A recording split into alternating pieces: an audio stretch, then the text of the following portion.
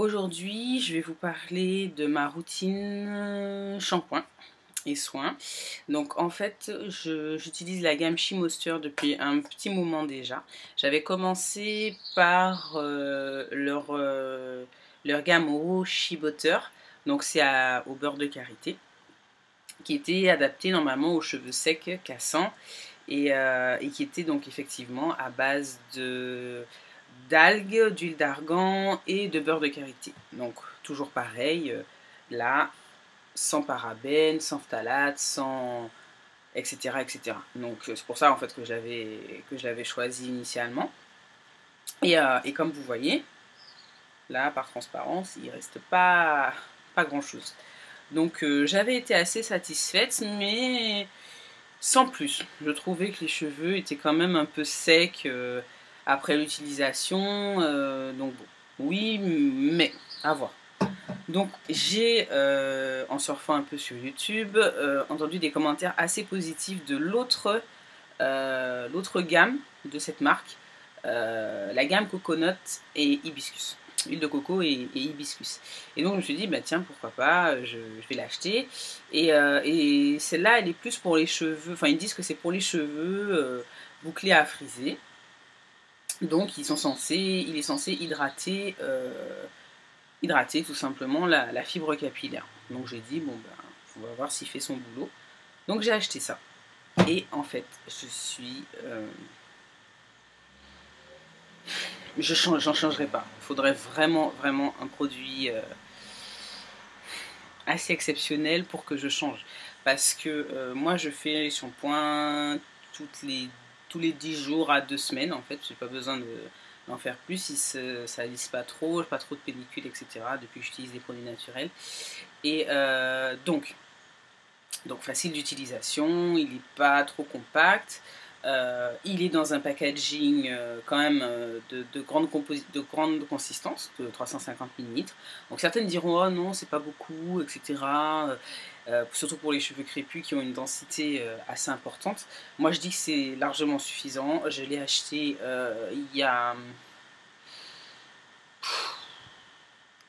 facilement 4 mois au moins. Enfin, vous imaginez le. Et regardez, je suis à peine à la moitié.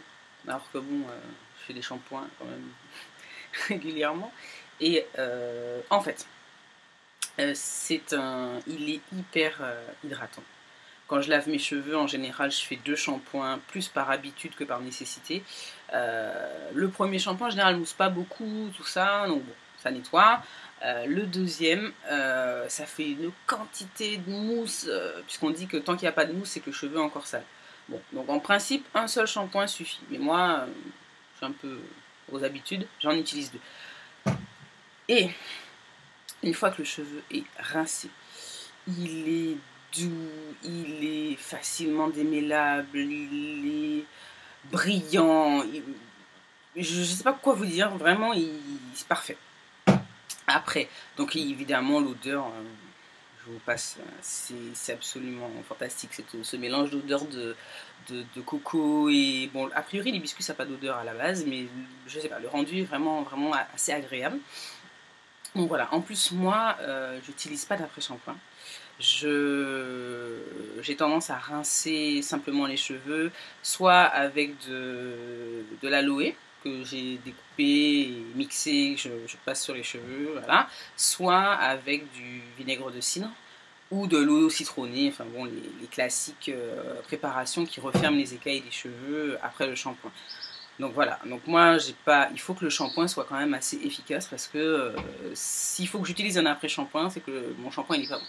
Donc là je n'utilise pas d'après-shampoing et j'arrive à démêler mes cheveux simplement en utilisant après, puisque je ne démêle pas mes cheveux sous l'eau, parce que j'ai essayé et ça me prend des heures et l'eau, j'essaie de l'économiser quand même, même si ça ne coûte pas hyper cher, mais je me dis bon, si on peut éviter les dépenses inutiles.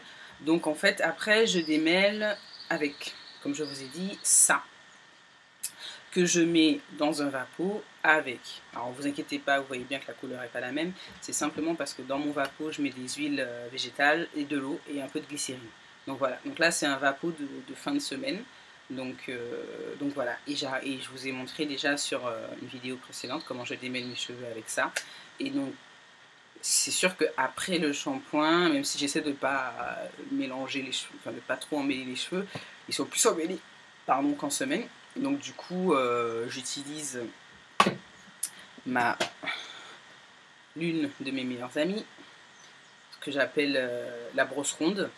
Et c'est génial quoi. En fait, ça, on prend son temps, on démêle en partant du bout et en remontant, on fait ses nattes, voilà, et c'est tout.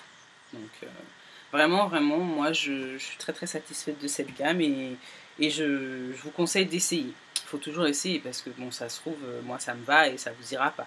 Moi en tout cas, et en plus ils sont pas excessivement chers en fait, hein, pour la quantité qu'on utilise. Vraiment, je pense que c'est un investissement qui vaut le coup. Donc voilà pour les soins. Donc je vous ferai soit un article, soit une vidéo sur mon pré-poux, puisque je fais un pré-poux maison, mais bon ça, je vous détaillerai ça, ouais, soit par vidéo, soit par article. Voilà.